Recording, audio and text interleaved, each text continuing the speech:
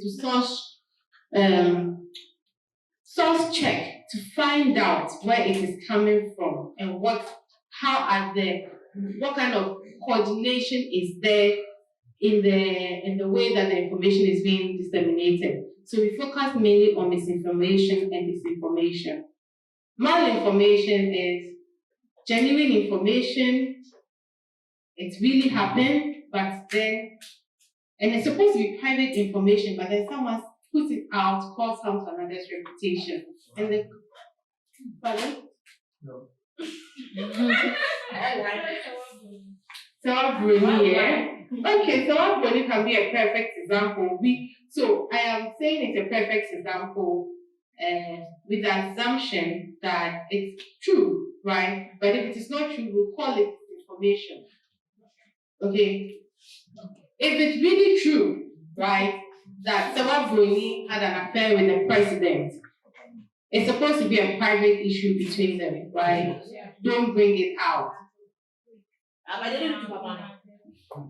In a presidential jet. So if somebody else had spied on them and had released it, then you would understand that, okay, the person was looking out for the public interest. But then if it is Cybercrime and there is an agreement that let us keep it to ourselves, and then all of a sudden you're bitter because maybe the person says, let's quit the relationship and you bring it out there because you want to harm the person, then in that case, it is malinformation. And it's not just when it comes to sexual matters, but then also we've seen examples in the US, in France, before the 2016 US elections, Hillary Clinton's private emails were leaked, right? They're private and they were true. It happened. She said she sent those emails, right? But they were not supposed to be out there, but they wanted to harm the campaign. The same thing happened with, a similar thing happened with Emmanuel Macron, right? So that's what we call malinformation. And a lot of the time when people are looking at malinformation, it's hate speech related. So fact checkers do not really work on malinformation. We look at misinformation and then disinformation. It's like that. So I see you're very, very active. Yes. You said misinformation, and you made a reference to prediction or forecasting of earthquake some time ago. You see the beginning of technology, and there was something like that. Why can we link that as misinformation? Because, for example, we all know Felicity Aniafiani will come and tell us that there's going to be thunderstorm. I get your drift, and I will explain it it is my presentation. It is my presentation. But then the reason why, do you want to respond to it? Okay, so the reason why I am telling that disinformation is because the person said it was coming from a source. They attributed a source, and in the end, the source said they knew nothing about it. Okay. If I remember what happened. But then, yes, if I remember exactly what happened, they had attributed a source and the source knew nothing about it. You get it? But what you're talking about, I will address in another slide. Okay. So we've said that basically, when we're talking about fake news, there are three main types: misinformation, disinformation, and malinformation. But then when we are looking at misinformation and disinformation also, there are 7 main types that have been identified by Claire Waddle, who is she's a media expert.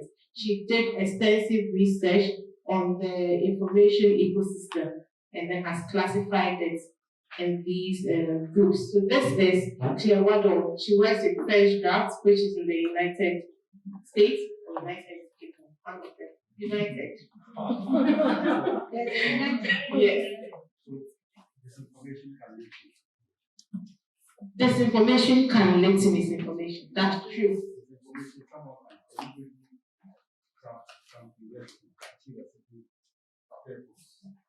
Someone can deliberately craft a message to achieve a certain purpose and then use internet, social media to spread it. And someone unknowingly we just pick on it and further spread it. So disinformation and then misinformation. Perfect. I couldn't have said it any better. So say the example of the person who sat in his bedroom or wherever and created the message that garlic can cure COVID-19 when he has not done any research, right? And then sent it to me. And me not knowing and not doing my checks and being a good friend, share it with basically I have misinformed him, right? I was misinformed. I'm also misinformed. That's how it works.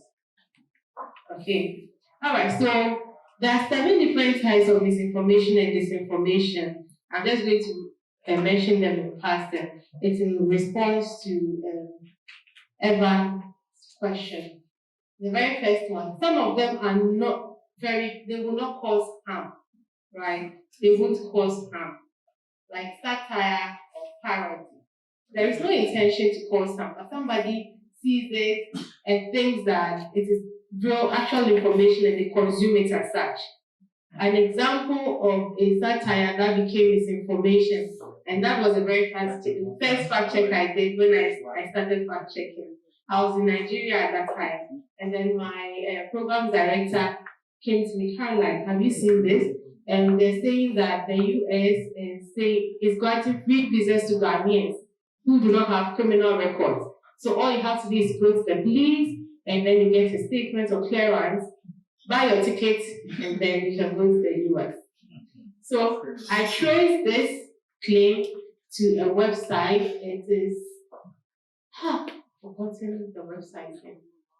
But then it was a satire website, right? And then on the website, there was a disclaimer that this is a satire. But then somebody wanted to copy it and then copy and paste without the disclaimer and shared it. And so people consumed it as actual information. The Nigerians were very angry with Buhari. They were very angry. They said that Nigeria could have been given a similar opportunity if Buhari was up and doing, you know? And then there's also misleading content, using misleading information to frame an issue or an individual. That's straight to the point, misleading. And then also we have imposter content, and that's when genuine sources are impersonated. I'm certain it has happened to a number of you before, so that you will see a post on social media about the alleged to be coming from Ghana Post, TV3, Joy FM, BBC, MTN, credible organizations or influential persons, right? So people who commit fraud, sometimes to say, this, I work with this bank, cyber fraud, all of that, I work with this bank, when in essence they do not. So that's imposter content, and then there's fabricated content that is very harmful, 100% false, no iota of truth in it. And then false connection. I know, dear, we have a lot of examples. I'm sure we are all, some of us probably do it. Sensational headlines, you know, no connection, clickbait headlines. Something did not happen in Ghana or wherever, and then there is a nice picture that this has happened here. When the COVID started, I saw, is there anyone from TV3 here? No. A lot of them. Oh. Don't say. I'm going to say it. But forgive me. I think you guys did not apologize to your audiences. They've never apologized. Forgive me, Sarah. But then when COVID started, there was this news report. I saw it on social media, on WhatsApp. There was a video of police in Zimbabwe. Where is Mercy? In Zimbabwe, there was news of police in Zimbabwe beating civilians. So obviously, security force against civilians. And then TV3 in their 7 p.m. news bulletin read this and said that it was lockdown time, that people are flouting lockdown rules in Ghana. Elsewhere, this is what is happening. Police are brutalizing civilians who would not adhere to comply with the lockdown rules. And then on social media, the narratives were that, okay, so this is what people are doing in their countries to ensure that the COVID does not spread. So if Ghanaians are being stubborn, what should we do? Let us also beat them. But then when we did our fact check, we realized that indeed that happened in Zimbabwe, but it happened in 2019, way before COVID, and it was totally unrelated to COVID-19. It was just police trying to be manipulated. Nancy Pelosi, her speech was slurred. You know Nancy Pelosi, the speaker of one of the houses in the US. Her speech was so slurred as if she was drunk, but it had been manipulated. 2020, there was a video of President Akufo-Addo, and the narrative was that he was collecting bribe of 40,000 Ghana cedis in 2017 when he had just become a president, and that would have been a crime, right? When we fact checked, it was manipulated. So these are some of the things examples that you can see. Okay. Except that How do you fact check manipulation? there are tools available, digital tools. We'll talk about some of them. Sometimes it's very difficult, but there are some that we can do. So we've said that information disorder, telling lies, stealing, like Tamko said earlier, they are not new. But then it keeps thriving, and sometimes you're tempted to believe that as we are devising ways to catch the criminals, they are becoming smarter, they're becoming more sophisticated every day. They are very smart. Criminals are very, very smart. Yes. And so these are some of the reasons why you see that information disorder or all of these crimes keep becoming bigger and worse. Echo chambers. There isn't enough information out there. The media is not doing what it's supposed to do. Government is not giving us enough information. So a vacuum is created and it must be filled, and a lot of the time it's filled with false information. And then poor journalism, we're in a hurry. We are underpaid. So we don't even want to make the effort anymore. We are not motivated. So poor journalism. And then political influence. People deliberately create information disorder, fake news, for an agenda. They have an agenda to become president, And then also financial gain. There are a lot more of reasons why it is private, but these are the four that I want to mention to you today. For us as journalists, let me take this back. Why should we even be concerned about information disorder, fake news, around cybercrime, around health, our economy? Why should it be of concern to us? Precious. Because we influence society with the sort of information that we put in the public domain. So if it happens that we have the tendency to misinform, it creates a much bigger problem for the society, which in itself will come back to haunt all of us. So it's very, very important that we give the right information as journalists. Exactly. You're supposed to serve as credible information, and you're helping in writing history, right? You go back as far as the 70s and you look for a newspaper and you read it, and you want to use it for your research and you quote it. But did the journalists write the truth back then? If they did lie, it's affecting the outcome of your research. Right? Okay, why else? Hello. Okay, Agnes. No, I can speak from there. So people make decisions or they make decisions based on information they see out there. So it's important that we put out truthful information because a bad information can affect someone's choice. Exactly. Somebody can decide not to use a smartphone because of information out there. That if you use smartphone and the internet, your account is going to be hacked. You're going to have a number of challenges. And so they will not have access to all the good things that the internet has to provide. And indeed, the internet provides us a lot of good things. I can just be here, I'll speak to my brother, my boyfriend, whoever is abroad because of technology, But then, yeah. Okay. Rebecca.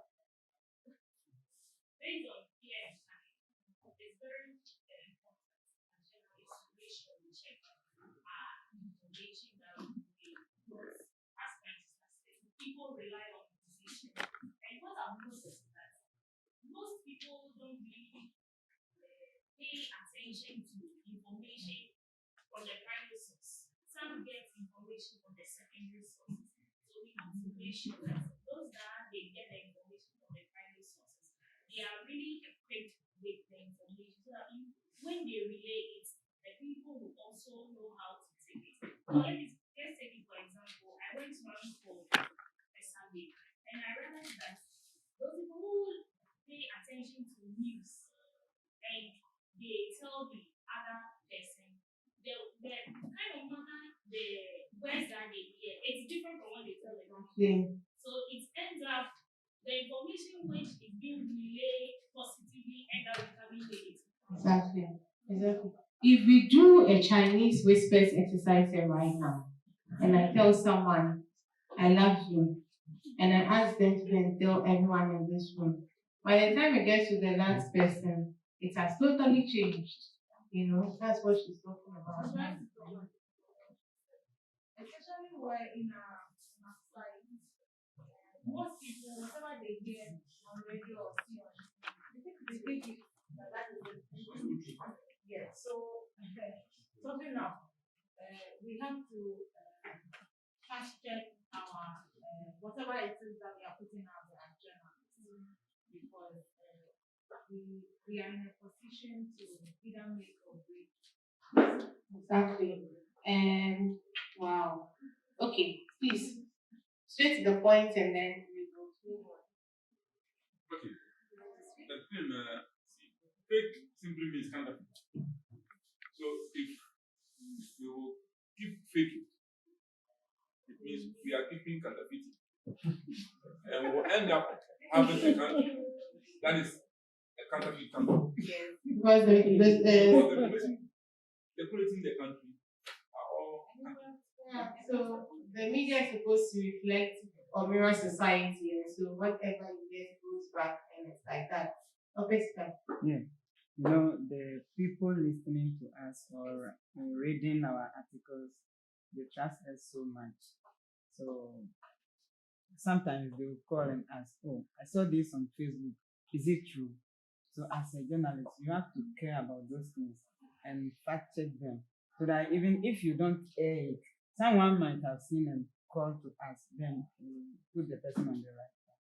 Thank you. Today, that last one. Yes, so I basically have maybe a question and an answer to it myself. In your submission, you mentioned that issues of wages.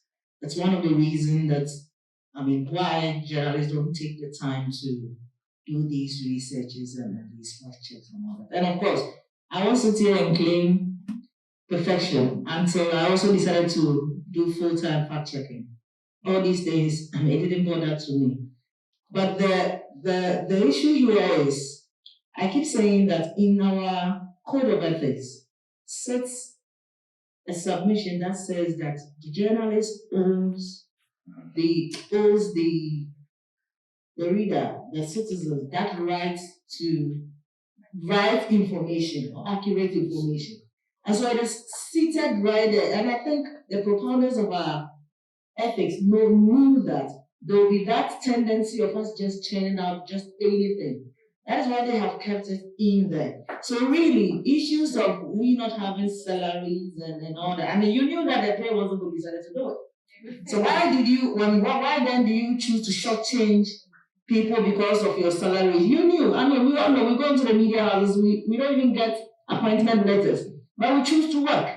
And so once you know very well that salary in here, like you said you will do it, then why are you not being guided by what is seated in your ethics to do the right thing by at least moving a step to fact check the information that you are going to put out for people to consume? That's a great submission, which I'm sure that if I open the floor would bring about a lot of debate. And so I'm not going to do that. we can discuss that during lunch. I was given just an hour and a half, so I don't want to be here too much. All right. So in addition to all that you've said, this is why I think that journalists should care. One is the fact that with so much information out there, information overload, an avalanche of information, if journalists do not do the right thing and not careful, you'll be drowned out. You may become basically and that's happening even when you think about it. There's some kind of redundancy in media organizations where people are being fired, laid off, and all of that. And people may not even be able to tell which is accurate information, which is coming from an actual journalist, and which is coming from a citizen journalist or someone who is untrained. And then also there is the chance that you yourself as a journalist, you'll be manipulated by false information purveyors. They would use you to spread misinformation. I think you're looking for what do you call it? News. To be the first to break it. A scoop. Is that what it's called? Yeah. You're looking for the scoop. They'll give you the scoop and you go and embarrass yourself in your organization. Right? And then also the final one. We are also becoming targets of cybercrime, of lies, of false information to discredit us. And you know that once your reputation is destroyed, you're discredited, it's difficult for people to believe you. And so sometimes false information creators deliberately create a lot of false information, say all manner of things about you, so that in the end, even when you write a report, they'll be like, this guy who is always collecting bribes, this womanizer, this guy who told the lie the last time. So it's all, they do it deliberately. So we need to be careful when we are doing our work, right? Okay. At this point, I want us to pause a bit, do an energizer, and then we'll continue. All right? Okay, Mercy, do you have any for us? Yes, but then I think I also need to catch my breath a bit. Tell stories about the successes, the good of things. For instance, how is the internet being of help, of use to people? How are young people using it? Another thing that we do at Dubawa is media literacy, getting people to understand how to use or engage with media content. And then also explaining complex issues. So we have on our website, you see we have fact checks, we have explainers, we have media literacy. Our explainers are like educative pieces, explaining complex things that we think that we've identified that people do not understand or of interest to people. So how do you protect yourself on the internet? How do you use the internet? What is on elections day? What should you do? Things like that, explaining things. And the other one, which is more reactive, is fact checking or debunking, and that's what fact checkers do a lot of the time. This is just a brief overview of fact checking. It is increasingly growing, as you can see on the graph. In 2014, we are just about 44 fact-checking organizations globally, accredited ones. And then by 2020, we had 290. More than that, actually, about 290. This was captured by reporterslab.org. If you go there, you see the list of fact-checking organizations in the world. And this is the distribution. Most of them are in the Americas. If you ask South and North America, you find that they are from there. And it's not strange because a lot of these things start from there and the rest of us just jump and then join the bandwagon. In Africa, these are some of the fact-checking organizations that you see. It was pioneered by FactCheck in 2016. And then Dubawa joined in 2018 in Nigeria. And now we are in 5 countries. And then there's Ghana Fact also in Ghana. There's FactCheck Ghana, MFW's project. And then there's FactCheck, which is in Kenya. Then Fact in Zimbabwe. And then MozCheck Mozambique. And then Congo Check. There are some other fact-checking organizations. I was looking on your former slide. Okay. You talk about the numbers, and I see your source as a Reporters Lab. I know that fact-checking organizations are accredited by the International FactChecking Network. So why is the data not coming from IFN and the other Reporters Lab? Have you So, collaborated with IFN? IFCN. Yes. So IFCN does have a data of the number of fact-checking organizations which are accredited by it. Duke Reporters Lab does just a survey to see the number of projects that are in fact-checking. Some of them are accredited, so it tells you those that are accredited. So there are differences. Yeah. So most of the organizations here, I think all of them, in fact, are accredited by IFCN, the International Fact-Checking Network. It's a body that regulates, doesn't even sort of regulates us. So just so we are a member of an organization and we have a standard, principles that we have to adhere to. One of them is non-partisanship, right? You have to be neutral. And then you have to be transparent.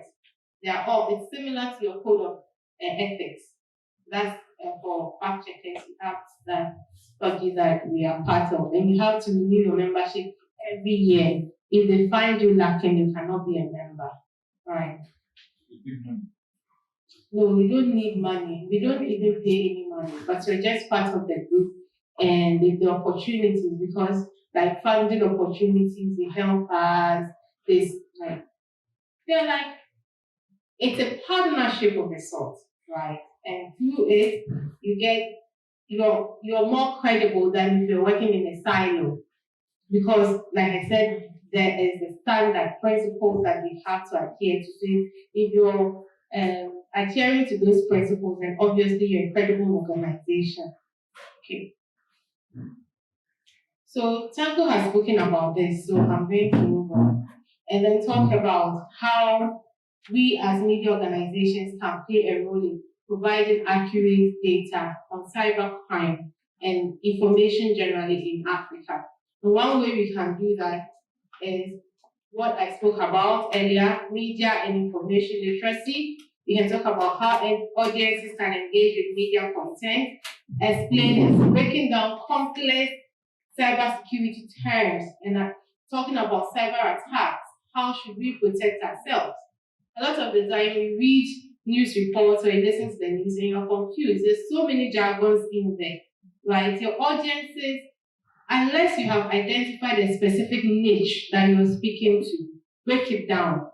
Because in Ghana here, majority of the people will not understand all the big words you're doing out there. So you can do this as one of the ways to address cybercrime and all these conceptions about it. The other thing we do is fact checking, right? And I'm just going to run you briefly through what we do as fact checkers on all topics. When we are fact checking, we are trying to sort fact from fiction, basically. And we are trying to distinguish between what is so credible and what is not, what is accurate and what is inaccurate. Basically, that's what we are doing. And we fact check every kind of media, be it audios, videos, text, audiovisual, we do all of that. Written word, we fact check them, right? but we do not fact check fiction. We can't fact check Chimamanda's Americana, right? It has to be non-fiction news, what people have said. These are some of the things we do not fact check. And I think Mr. Dato asked me a question earlier. I've forgotten the question, but this is the slide I referred to. Yes, on the earthquake thing. Yes. So we do not, as fact checkers, fact check opinions. So if someone says, I think that when we're talking about cybercrime, Nigeria is the biggest headache on the African continent. He says, I think, it's my opinion. He hasn't stated emphatically, and so we will not do that. He says he thinks. So even when we do fact checking, we cannot say he lied or not. But what we'll be looking at is the fact in what he said. I think that Nigeria is the leading hub for cybercrime in Africa, right? I think. So he's thinking. Yeah. I want to correct his thoughts. You're thinking when there's enough evidence, facts that Exactly is not accurate. Do we still let you do So that's what I'm saying, that he says he thinks. So he does not know. So we will educate him, right, as fact checkers. So we will verify to see that is it true that Nigeria is the leading hub for cybercrime? But we cannot say he lied or not because he says he thinks. So we're just trying to explain to him that what you think is not true. Right. So opinions in of themselves we do not fact check. But if someone should author an opinion piece, right, and makes emphatic or factual assertions in that opinion piece, then you can fact check the facts that he stated in the opinion piece.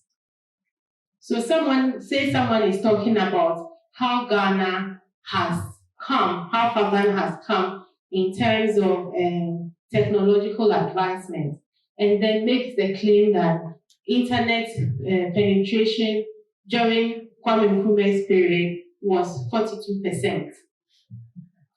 He's writing an opinion piece, but he said something that is factual in that opinion piece. In that case, you can verify to see if it was even true that there was internet in Nkrumah's time and what was the rate of penetration. And then also, we do not fact check promises. I promise that I'll build 111 hospitals. How many? 111 hospitals. Agenda 111. I'll build 111 hospitals by the end of which year? 2020 or 2020? In 18 months. Okay, he says I will build 111 hospitals in 18 months. Say he said that in December 2020. Right now, we cannot fact check it. He says in 18 months because it's a promise, right? Let 18 months come and go. A day after 18 months, then we can fact check and say, okay, so the president said he will build this number of hospitals. He hasn't built it, or he's built this number. But if you're a journalist, a curious journalist, whilst you're waiting for that 18 months, what you can do is promise tracking. Track and see how many he's been able to build, or even if he's making any efforts, right? Yeah. So that's how we deal with promises as fact checkers. We do not fact check satires and jokes. I spoke about it. We do only when they become misinformation. And then predictions. It's going to rain. It's a prediction. I do not know if it will rain or not, so I cannot fact check it, right? And then, it was repeated. So these are the things that we do not fact check. In fact checking, we work with claims, right? What someone has said. So we verify claims. And when we talk about claims, they are factual assertions, emphatic statements that people make. So we try as much as possible to identify a specific issue and then we address it. Let me go back to the promises. Okay. I'll give you my slide. But here you are. In 2017 or before 2017, they promised that if I become president, I'm going to build 100 hospitals. Then we are in 2021, and then he said, "Oh, I have promised I'm going to build 50 hospitals, and I have done that." How do you situate which one falls in fact checking? Please repeat it.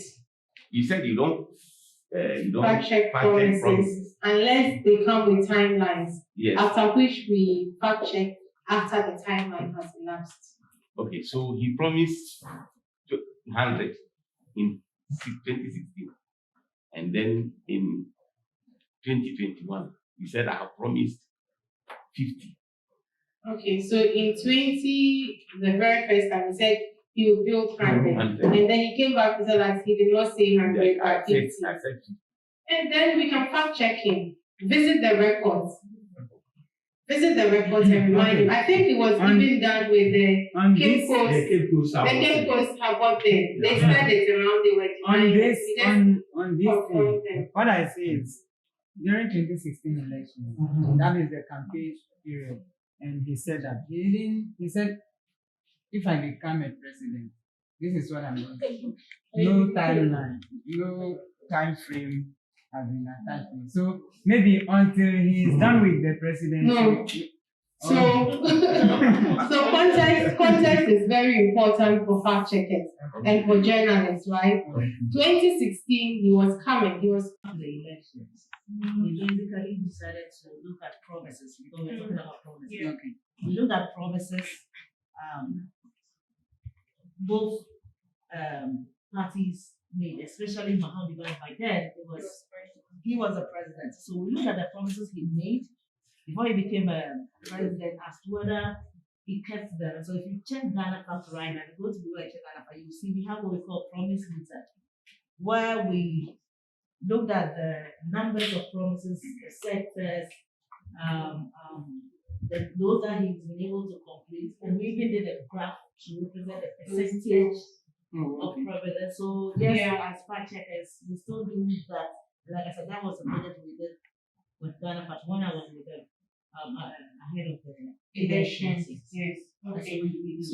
So that's for some fact checking organizations. For promise tracking, it's it's a big thing. Like they spend a lot of resources on that. It's like a whole project that every time they are tracking everything that the government has said, with timelines from without. And it's something that journalists can also help us with. I know that sometimes you do it, but then not so well because of all of these resources. So these are examples of claims that we verify, fact check. In the cybercrime world also, there may be a number of claims that you can look into, right? Okay. And in fact checking, you realize that all fact checkers basically use the same methodology, the same process. I'm breaking it down into 4, right? The very first one is sourcing.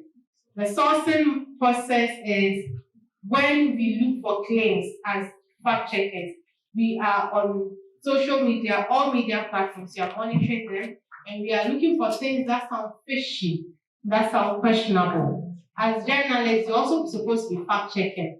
But then for you may not really need to actively go and look for claims like we do, right? Because you meet the false information.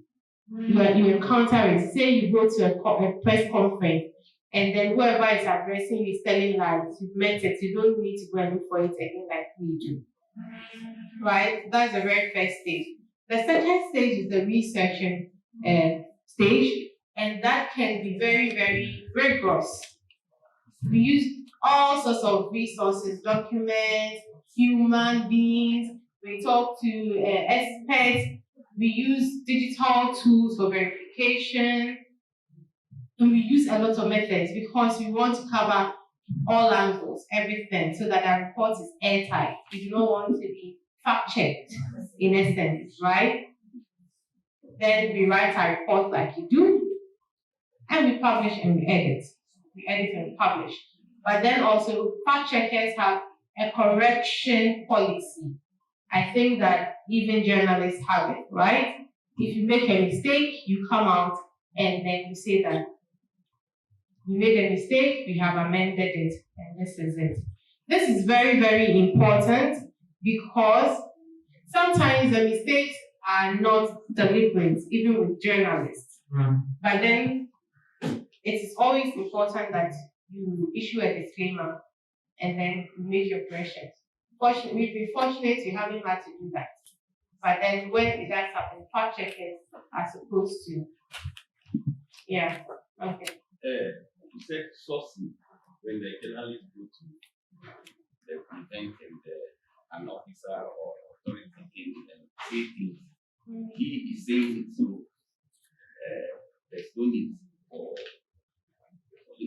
that's what he got it. No, that wasn't what I said. Yeah, you said something. Chinese whispers here right now. I want to get. Okay, so what I said is that for fact checkers, we are actively looking for false information, things we can fact check. So I have researchers who work for me. They've been assigned to Twitter, Facebook, listen to Radio A, watch TV B, read this newspaper. I have assigned them to various media platforms and content so that if they find something fishy in there, they just write a fact check on it. That's what fact checkers actively do.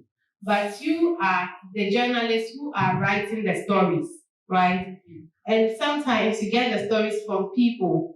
For instance, someone invites you to a press conference, and then it is the health minister who is addressing. He says you've been lambasting him too much.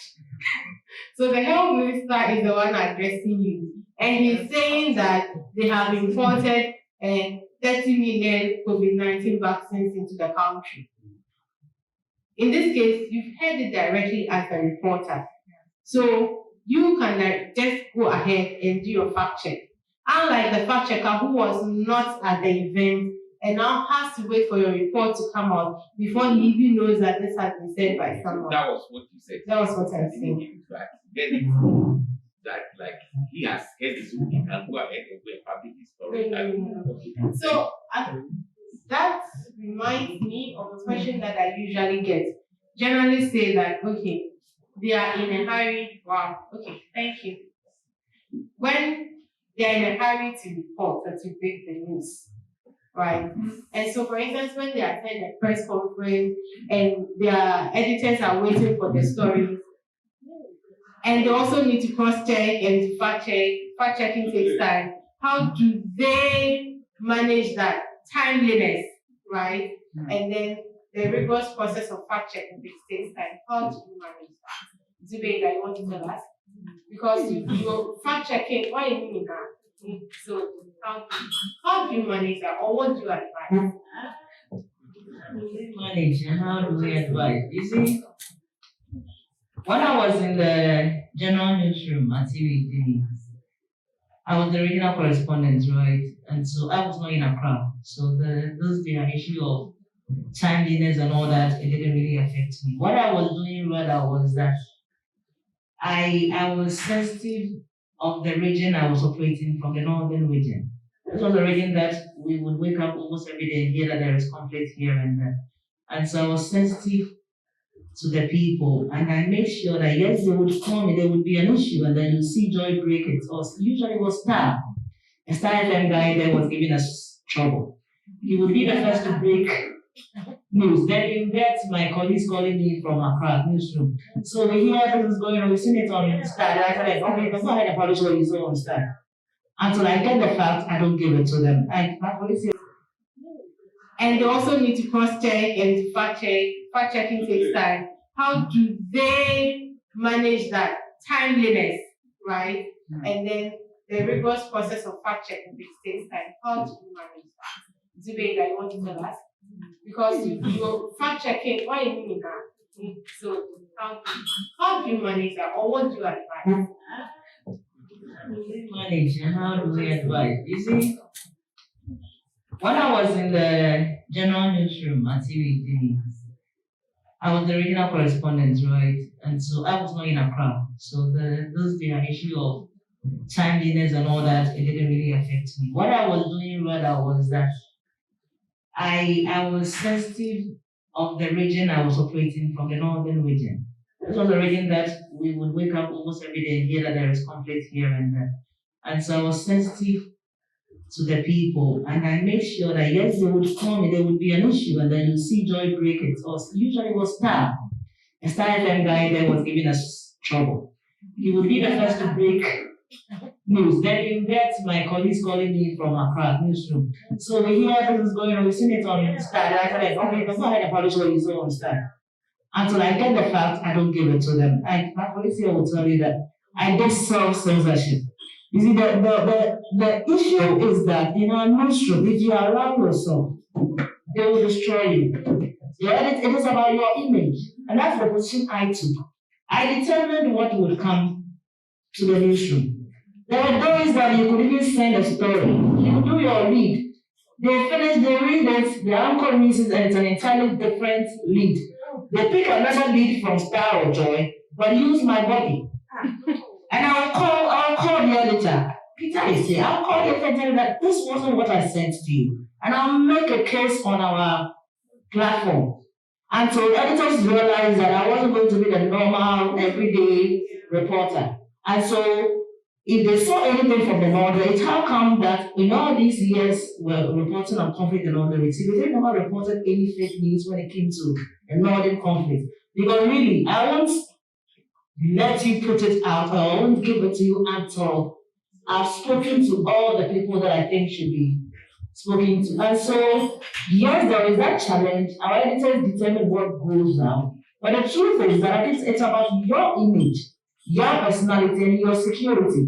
I should sit back internally, allow you to put anything on in Accra. Then tomorrow, it is me and my family that will be chasing. No, I want to do that. And so that was a personal decision I took, and that's how I was able to manage not lead from Star or Joy, but use my body. And I'll call the editor. Peter is here. I'll call the editor and tell him that this wasn't what I sent to you. And I'll make a case on our platform. And so editors realized that I wasn't going to be the normal, everyday reporter. And so if they saw anything from the northern, it's how come that in all these years we're reporting on conflict in northern, they never reported any fake news when it came to a northern conflict. Because really, I won't let you put it out, or I won't give it to you until I've spoken to all the people that I think should be spoken to. And so, yes, there is that challenge. Our editors determine what goes out. But the truth is that it's about your image, your personality, and your security. I should sit back internally, allow you to put anything on. You said a lot. With my organization, what happened was that Tampa there is a radio station. So when there's this press conference, somebody is there, and the news editor, look, this story is going on, make sure. So now you see reporters going to news conference with their laptops and tablets. So once they have to fact check becomes a problem because the news editor is new. It's literally when I was asked to take charge of programs, I called the news editor and told him that, look, get a fact check team. Let the person who attends the program call them, tell them that, look, this is what we are getting. So my news, I want to take this angle. So let them work on it. By the time he's ready, they are also ready with their fact check. If it is not true, yeah. I think one thing I want to add is that because of the speed and haste, you are robbing your readers of quality. Yes. So sometimes someone just attends very cryptic report. So they just basically tell you there was a press conference, the minister said this, and then full stop. So I asked myself, one day I asked Roland Walker on Twitter, I said, okay, so this is not a complete story. What happened afterwards? Contextualize, because the context helps us understand the issue better. But because we're in a hurry, we just throw it out there. This happened, and then that's it. Why did it happen? What happened? Really, I think that basically journalists, all of us need to do a better work. better job. That's just it. So I'm wrapping up soon, just to talk about some of the tools that we use for fact checking. We can use it for anything in our day-to-day lives, in your reports, right? And they are very simple to use. Reverse image search. For images, you can use reverse image search, and there's Google reverse image search. There is Yandex. Forgive me, Yandex is supposed to be down. And then there's TinEye. There is Bing. All of them help you to determine the narratives around a picture. Say that someone takes a picture of us in this room and then shares it on social media and says that a group of participants in a fact-checking training in Zimbabwe. Fact-checking training organized by Internet4Good in Zimbabwe. That's the narrative around it, right? So you see this picture and you're curious. So what you do is you use Google reverse image search. Let me see. Any of the reverse image searches. So when you come to this simple, you can just click on images here, right? And then if you have saved the picture on your desktop, you just search by image, upload an image, choose a file. So my time is up on the show. We can extend it. The time people showed me that thing, the time is up. Okay, I hope this is a good picture I'm using. I don't even know what it is. I don't show you for things that you should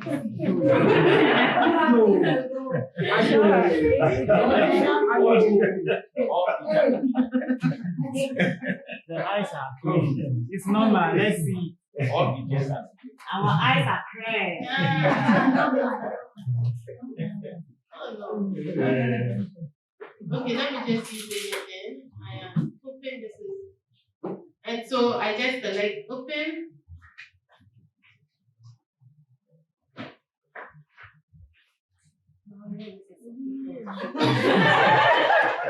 Okay, so it will just search, it will load, and then it will show you all the times that the picture was used on the internet and the narratives that accompanied it. So your work as a journalist is to read those reports and then find out what the other narratives are saying. In this case, the person and that's a good news. Glory be to God. Everyone is taking this out. I saw a word document. Let me see. It was word you played. It was word. Yes, you have typed word document. So it won't crash. Okay, I have a picture of them. Okay, let me name this so that I'll use it for your benefit. You won't find it online.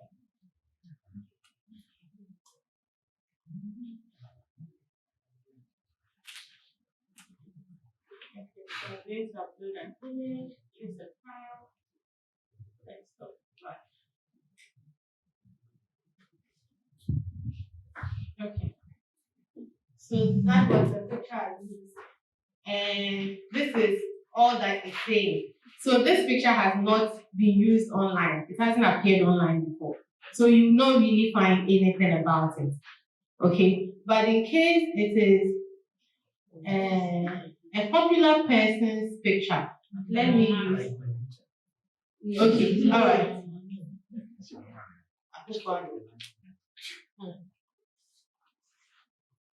People are interested in Akufo-Addo's speech. I think there was this image we usually use for our training. This South African former president. Yes, I have a folder with that picture in it. I just don't remember how I saved it. So let's do with that. Now, Akufo-Addo, so you will not find anything manipulation.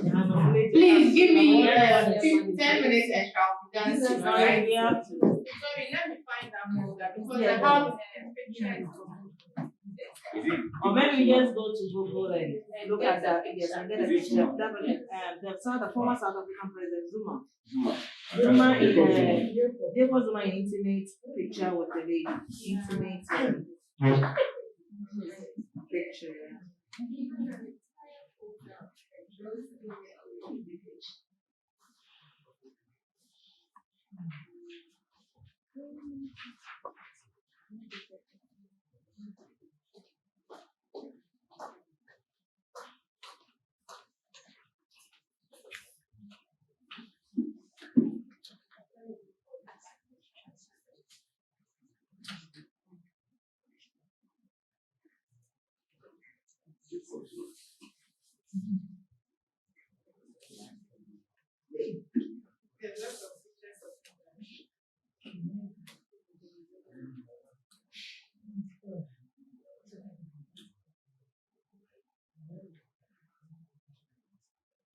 Okay, so I have it here.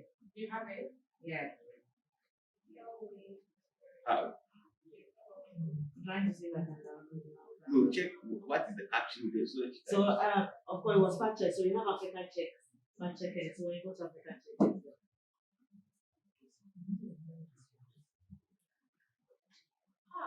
you found it. Yeah. So that's it.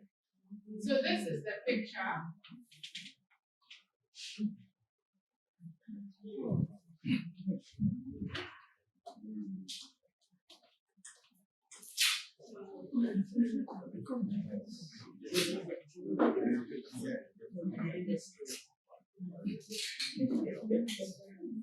They don't care what you see.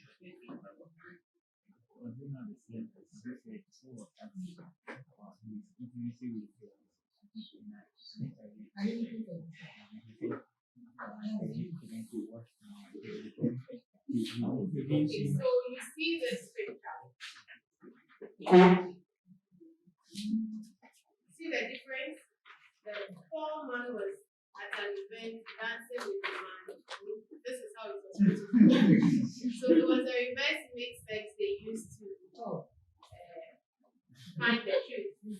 They used a reverse mixtex to find the truth. Right. And so I want to demonstrate how it is done. So you saw the picture that we are looking for, right?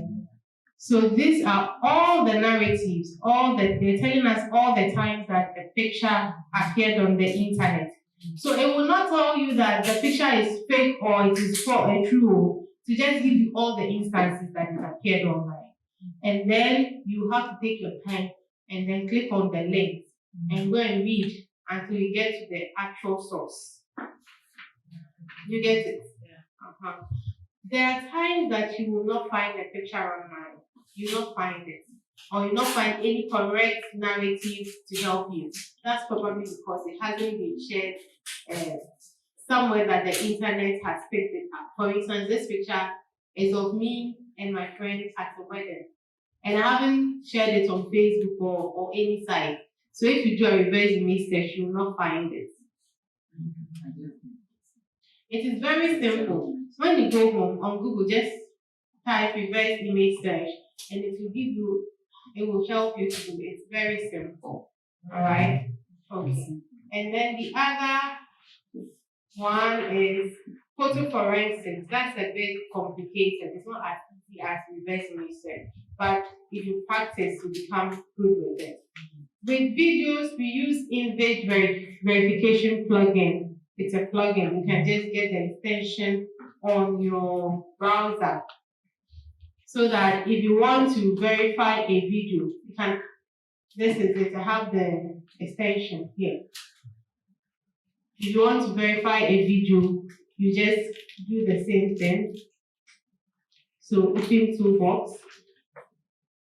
It has tutorials. If it's your first time using it, it will teach you how to use it, right? So once you put in there, you can do a video analysis, keyframe analysis.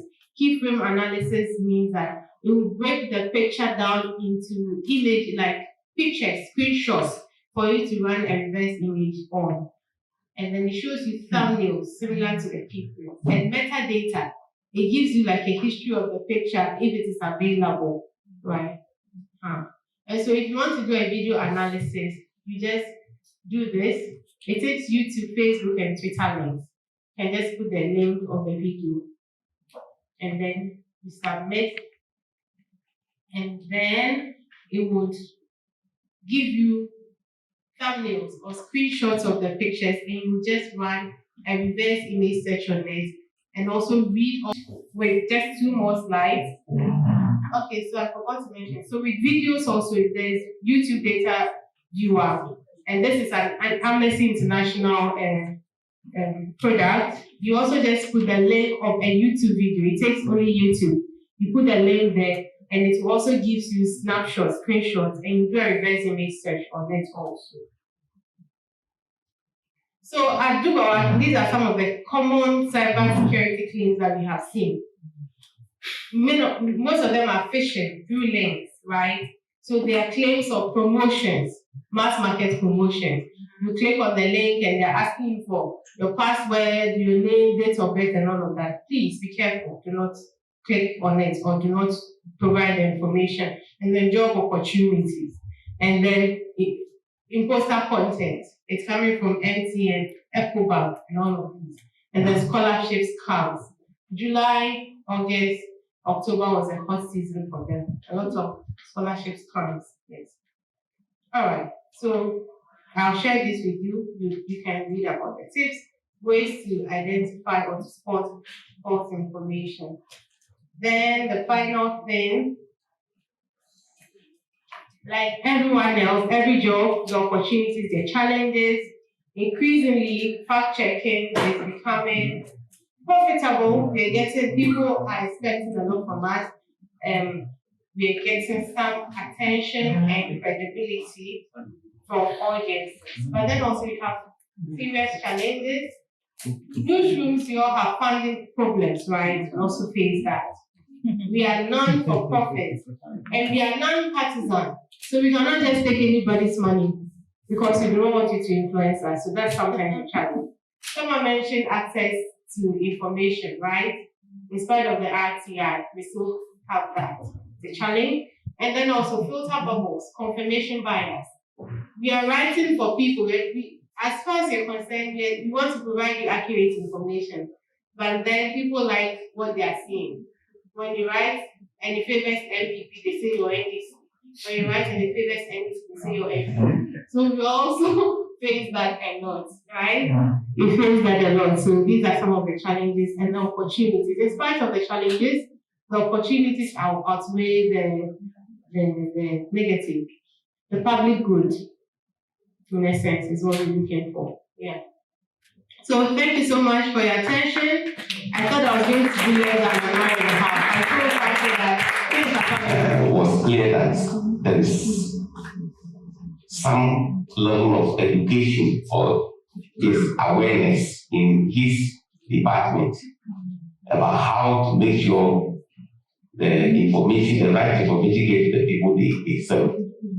Here in the case where the media houses are competing for anything, just they want to be first to talk about it. You are on location, they say send intros, let's do, they call you. The president generally himself on the location himself didn't understand the issue that is being said there. But they say we are calling you, I go for block. To talk. To talk immediately, they call you, they want you to talk about what is happening there. Oh, yes. It happens once too. That is what is happening. Your interest, and they just call you at any time. Come and speak to something you don't really care about. You see, so I'm raising this because if you bring us the reporters and others here and give us this, it's like dropping something small in the ocean, a pin dropping in the ocean. It will not shake. What is the plan for Internet4Good and Edubawa? Is it Edubawa? To get the people who are the cause of the problem, so that when they understand, they will now say, okay, let's do the right thing. And that's a very good question. That's a very good question. I will say what Dubawa and my mother organization, it's called Premium Science Center for Investigative Journalism, what we do, right?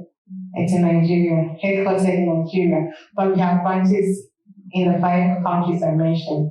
Yes. So you're right, this is just a drop in the ocean because really, a lot of the time they don't care what you say. We want the news, right? And so it is important that we get to the people who call the shots. So what we do is sometimes, for some of these trainings, we organize them for the editors, the people in management. Our first training as Dubawa in Ghana here, we had it for editors. It was editors from across the region who we spoke to. And after the training, some of them went back to step it down to their readers. And some we have indication that they are doing better than they used to. We've also trained bloggers because you know that bloggers there sometimes. And I was discussing with one of my colleagues and he was like, these bloggers, have they used the skills and knowledge they gave? Some of them, yes, they are being careful, right? But then you also realize that the incentive for them is money, right? And at that training we spent several hours debating what they are supposed to do as bloggers, what they even do. Some of them said that they're just doing PR for key people. That's where the money is. So they don't even have the time to go and verify anything. But then what is important is that we took a step and we taught them the right thing. Some people are utilizing it, but not as much as we want. And then also at Dubawa and at PTC, we realized that we cannot work in silos. We need to, everyone has a role to play in the information ecosystem. So we've organized trainings in the countries we operate in with their equivalent of NCC. We did that here in Ghana, we've done it in Nigeria. So key government institutions, right? To help them also to know that this is what you're supposed to do, pass it on, right? Because everything we learn must be passed on. As you've learned it here, you should also pass it on so that we make a bigger change. Then we also have a media literacy campaign. We do media literacy, you saw it. But then, aside from journalists, so the journalists have several challenges for which reason they may not be able to give you the accurate information that you need. So when it gets down to you, what do? You need to play your part. So we ensure that we equip members of the public with basic media literacy skills to help them engage with content. So just last week, across the sub-region, we sent out 100 volunteers to senior high schools and a couple of tertiary institutions to go and teach media and information literacy. This is what we can do, right? It's like we are trying. It's a big thing, and we can't do it alone. So a lot of the time we work with journalists. We also have an annual fact-checking and research fellowship, and we've had people in certain organizations, CTFM, Jonas, Mauli, Donaway, and Nanaya. Nanaya is in Kumasi somewhere. All of them, they've worked with us as fellows to fact check and to educate people. You know, those are some of the things we are doing. So we recognize that we can't do it alone. All of us need to join us. So your first point, we target the editors and the people who call the shots. We can do better, and we are trying to. With your support, at any time you want to invite us to speak to your people, we'll come. I tell you that those editors, some of them are yes, senior reporters.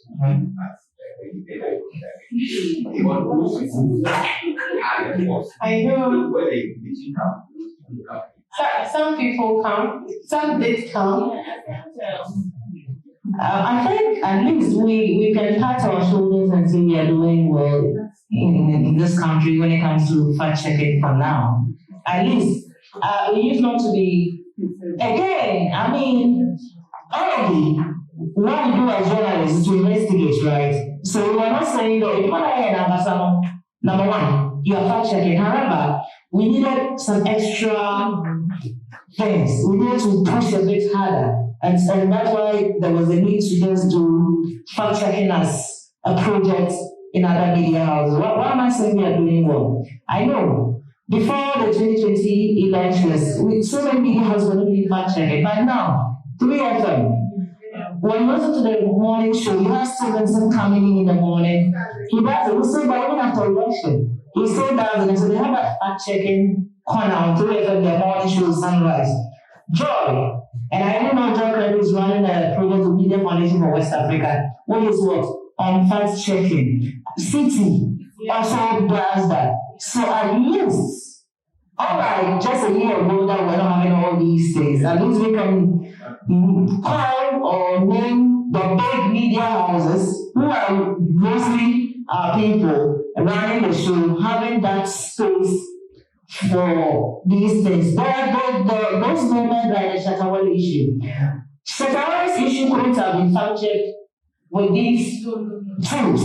There was another way of fact-checking, doing a great job, going there to verify, which most of them didn't, and we all sank the ship. But I mean, I think it's one of the main things that have come about. Generally, maybe we're doing well. Exactly. So Rome was not built in a day. It's a process. We'll get there someday.